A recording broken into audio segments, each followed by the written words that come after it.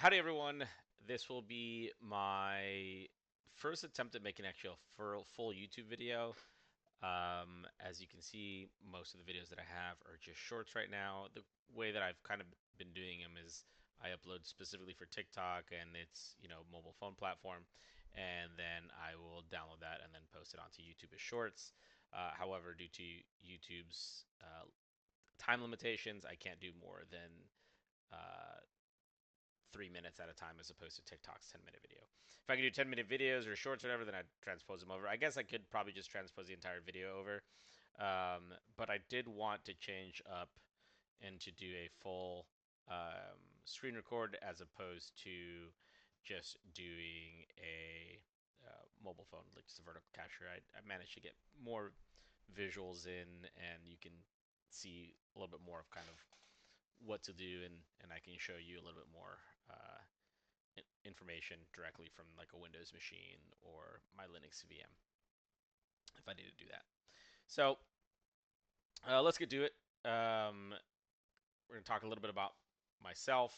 We're going to talk about how I got here, uh, what you could do to get to where I'm at, or attempt to do to get to where I'm at, and then what this is going to cover. So, like I said, the first thing is how did I get here? So currently, I am the highest level of escalation for the SOC, the Security Operations Center. Um, so if anything needs escalation, it goes my way. Other people will typically help if need be, and if things become incidents, and that's typically within the realm that I work in. Um, Before this, I was in the military. I did several years in the Air Force, and I was different levels of an analyst. So I started off doing hosted networks analysis, and then I eventually moved on to incident response. So my path will be a little bit different than most people, as the Air Force paid for some of the training, they provided some of the training, and then I got to work in their environment. Um, so let's start off with kind of what the first thing that I took, right? The first course that I took was a Security Plus crash course that the Air Force kind of does. It's like 2 weeks, and boom, you have to take your Sec Plus or your first certification. If you don't get the Security Plus by CompTIA, then you can't move forward into the actual cyber warfare training program. So um, I do get the question fairly often of, what's more important, a bachelor's degree or certification? I think both are very, very good. I wouldn't say one is more important than the other. However, one is a little bit faster to obtain than the other. Getting a degree can take several years, and many times you can end up taking classes that you don't need to, right? You don't need a math class to do cybersecurity, though if you do engineering within the cyber realm, you may need to understand how kind of like algebra works, the fundamentals of it, not necessarily like, how to graph on a chart or anything like that, but or the Pythagorean theorem. But you need to understand kind of variables and things of that nature. But again, it's not necessary, right? I don't need to take a biology class or whatever the prerequisites there might be for a bachelor's degree. With the certification, you can just take the course, learn the necessary information, and then apply it. So one is definitely faster. One is definitely cheaper as well. Degrees are very expensive these days. Unless you have a method to get the degree for free, then do it that if you can, right?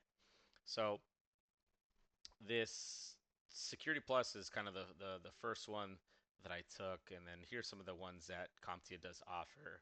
Um, Security Plus is great for fundamentals. It teaches you a lot of fundamental uh, terms, it teaches you just necessary information to kind of get to becoming a security analyst. And as you see here, it kind of tells you who this is kind of aimed to target, if you will. So I don't know what some of the other ones do, if you will, with the exception of A plus and the CYSA and Sec plus. But talking about Security Plus, again, it teaches you things like encryption, encoding, hashing. a lot of key terms, the CIA triad, and again, other terminologies that are super, super important. Um, if you don't have an IT background or a fundamental knowledge of how computers work, I highly recommend taking the A plus course or a Net plus course. They're very important, as a lot of things that you will need eventually in the career field will build off of the things that you learn there. Now, if again money is short, totally understand. I do recommend that you do some videos. Um, One of the things that I watched when doing my Security Plus was Professor Messer on YouTube, and he kind of teaches you what you need to do to help pass your test. And like I said, I had passed my test, so it's very very good. A lot of people swear by Professor Messer. I think he also has an A plus and a Net plus one as well, so you can definitely take those and just learn a lot of the information. Take notes. You know, it is there's a lot. The career field. A lot of people are trying to get into it because of the potential for money, and the pay is really good. However, there's a lot of things that you need to learn, and you need to have the ability to learn on your own, because nobody's going to hold your hand in this career field. Um, so, Security Plus, again, really good. CYSA Plus, one of my buddies has this one, and a lot of the things that he's doing now as an analyst is applicable to kind of the thing that he took. He was already an analyst before he took this course, but he said it's very relevant to the job that he currently does. So both of those are really good. So if you're going to take one, I would say Security Plus or CYSA Plus are very important. Now, I understand that money is a thing for people, and it's not easily obtainable for a lot of people. Um, One of the things that you can try using, and I've used this in the past, is TryHackMe. TryHackMe is really cool, and it's nice because I don't have to log in to like go into their or create an account to go into their paths. They have different paths for depending on what you want to do, right? If you want to do a security analyst, you have this here. Here's some fundamentals that you learn about beforehand.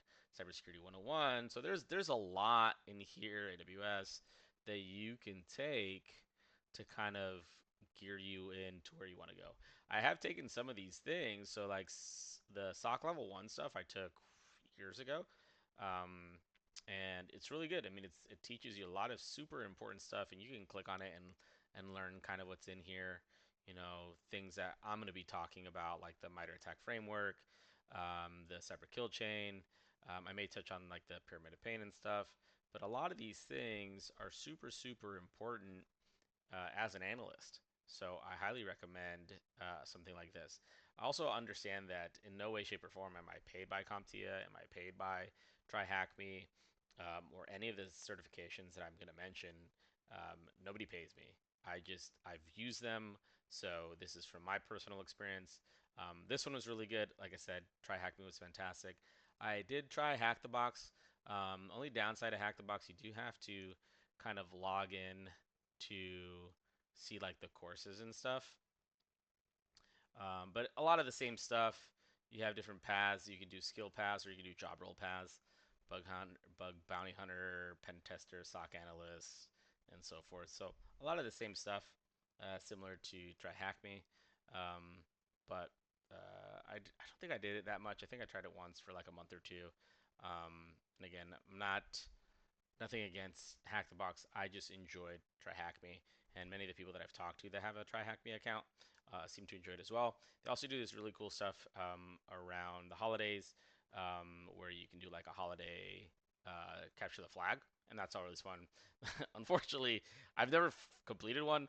I usually start and go really hard on like day one, and then I get really busy, and then I fall off a little bit on day two, and I think I get maybe 3 or 4 days in a row of like I think it's like 25 days or whatever for the like an advent calendar, and then I just eventually never get to the 25th day. But still pretty cool. I've seen some people put this on their resume, so it's cool, and I can tell that they've learned some information based off like the responses that I get.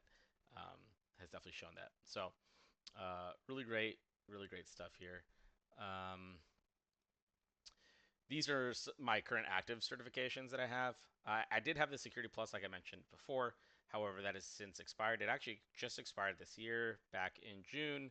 I had renewed it once, utilizing my certification for certified incident handling. However, when I went to go get my put in like my CPEs or CEUs or whatever for some of the other stuff, you're only allowed a max amount for like work. So like I can't just do my job and that kind of carry over. So when I was trying to look for any of these certs in here, it wasn't there, so it couldn't accept it. So I was like, I'm not gonna go out of my way to do any additional things at this point for those. So it wasn't worth it for me at this point. I'm much further into my career where I don't think it's as valuable to have the Security Plus anymore. But these certifications that you're seeing on the screen, these are very, very valuable to me at least, and within what I do, right? Incident handling deals with handling incidents. I mean, it's pretty self-explanatory for the most part. So whenever there's an incident, I know how to respond. I know the actions that I need to take, as well as what to do before an incident, right, during, and then after. So it goes into the incident response process. It talks about some crime investigations and how to handle data. So it's pretty cool. Honestly, this was a good class that I took. It wasn't like the most technically hard classes or courses that I've taken, but this one was good. This was one that I did when I was in the Air Force, so it was more of an on-demand. And then a little tough for me, just because of the way I learn. I prefer to learn in person. On demand, I tend to have more distractions. Work is a huge distraction when it comes to doing education, and same with family. I have a family, so uh, yeah, that this one was more difficult in different ways for me. The second course that I took was this one, already as an incident responder. I took cloud forensics as the world is migrating more towards cloud, and this seemed like the a very good course to take. Um, it's really awesome. I took this course in person in Vegas and got to learn from a really good instructor. His name was Pierre. And this teaches you about AWS, Azure, or different Microsoft cloud environments, as well as the different Google environments. So it's really cool what logs to look for, what logs you might keep, what logs are not enabled by default that you may need to enable by default, some of the common things, and then how to handle an alert, or not an alert, but an incident that for something that occurs in the cloud. So this one was a really cool one. I actually also, because this was one that I took in person as opposed to like an on-demand one, um, had the opportunity to earn a coin, and I did. And so this is the coin that I obtained from taking this course. It is the Enterprise Cloud Forensics, and it says Inubis Tempestate Invenire Sans. And this is for the, again, cloud forensics, and it's talking about cloud stuff in Latin. Don't ask me what it means off the top of my head. I don't remember, but it is Latin for something about clouds. Yeah. So what did I move on to next? Next, I moved on to GCFE. This one was a really awesome course as well. I really like the SANS courses, honestly, especially in person. A lot of the instructors, or some of the instructors that I've met, they like to apply some of the information from like their real life and things that they've experienced that is applicable to the course, as well as, kind of advice. And I really like that because it makes it seem more personable as opposed to just technical the entire time, which can be sometimes overwhelming and daunting. So it's really nice. This one was with Heather Barnhart.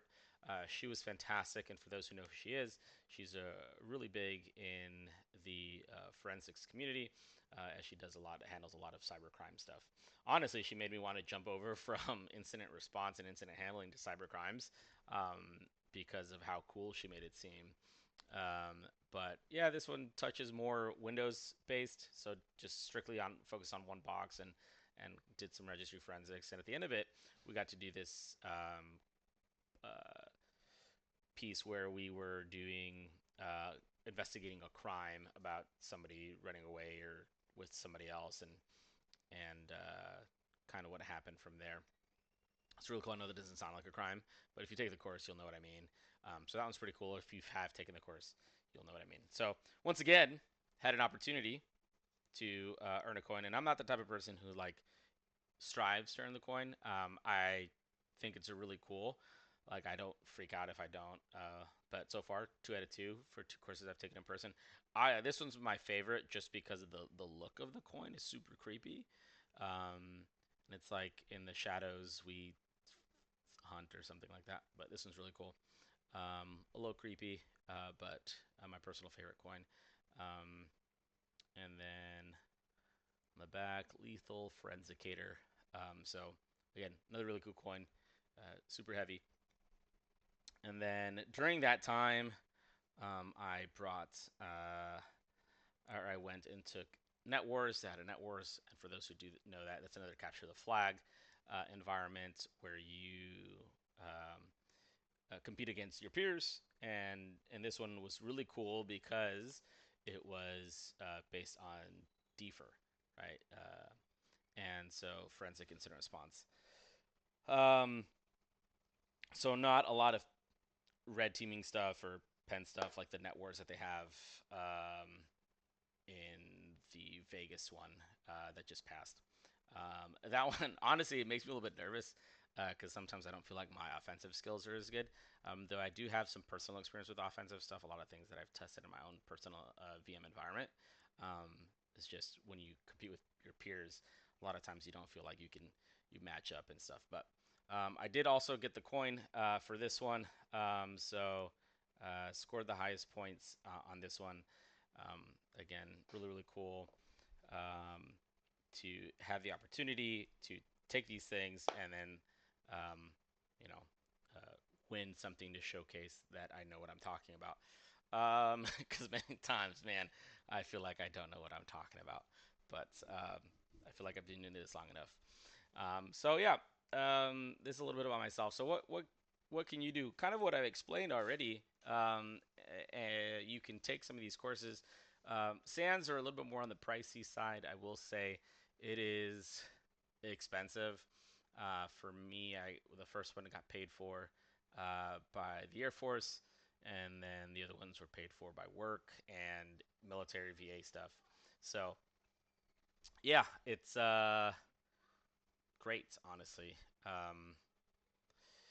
to have these opportunities. These are, like I said, pretty pricey, but if you have managed to get yourself landed into a place that pays for training, definitely take advantage of having your job pay for these.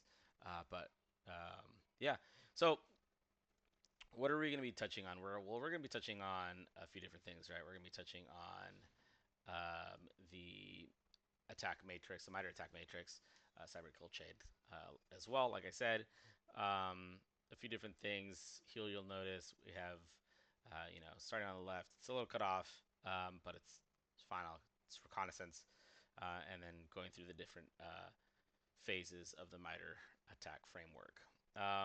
Super important because with the MITRE attack framework and why I like it is because not only does it provide, your tactics at the top of the different things that you will encounter when it comes to dealing with cyber attacks, but as well as techniques, right? Some things you may have heard of, like phishing. But then you go into your techniques and you have sub techniques. What kind of phishing? Spear phishing attachment, phishing link, spear phishing stuff, voice. Man, that's a fun one. Um, Voice is like a huge one that some people use for like social engineering and spear phishing with like calling people. And the groups like Scattered Spider were notorious for using um, comms and calling in, pretending to be like the IT team or somebody important to try to trick somebody to getting credentials and doing password resets for people. So it's pretty good. It's kind of how organizations like MGM or Caesar's Palace um, were caught, as those were, I'm pretty sure MGM's was attributed to Scattered Spider. I can't remember off the top of my head if Caesar's was, but I'm pretty sure it was as well. But again, other organizations have been targeted by them and a lot of the same stuff, right? So really cool. It gives you a lot of breakdowns. On top of that, so let's go back to this phishing one, right? So let's go to phishing. We're talking about voice. We can click on this and we can get examples. It gives us a big definition of what it is about, and then we have ways to mitigate it. We have ways to detect it, and then many times we'll have. I don't think this one does. Um, has like what groups are known to use these. Um, so we were talking about it. Let's do it. So it gives you, who they are. So this is another reason why I really like the MITRE ATT&CK framework, because at least MITRE's website gives you a lot of different information that's very, very valuable to it for threat intelligence. So it gives you the techniques that they use as an organization, and it's really, really in depth. A lot of really cool stuff. So yeah, like I said, this is kind of just an introductory, what we're going to do, what we're going to talk about. I'm going to start making all these videos that I've already made on TikTok and make them over for YouTube. Don't worry, I'm still going to create TikTok content for those who are on TikTok, but I wanted to do a little bit of both and touch upon things that I'm not currently covering in a different way, if you will. So again, thank you for those who subscribe, for those who watch, for those who follow, and feel free to like and subscribe.